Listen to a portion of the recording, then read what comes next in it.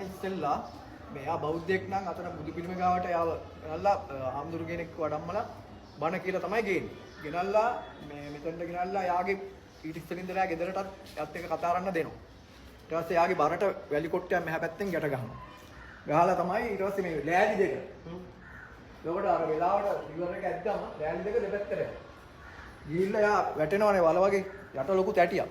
ඊට පස්සේ ડોක්ටර් අරහෙන් ඇවිල්ලා බලනහර දෙක කපලා පැටියට ගන්නවා. මොකද බලනහර දෙක කපන්නේ නිකන් ඒ කියන්නේ මැරලා නැත්තම් කොහොම මැරෙනවනේ. ඊට පස්සේ තමයි මර්ජරියට ගෙනියන්නේ. ගෙදර කට්ටියට එල්ලන එක පෙන්වන්නේ නැහැ. මර්ජරියේදී බොඩි එක පෙන්වනවා. බොඩි එක ගෙදරට රීච් කරන්නේ නැහැ.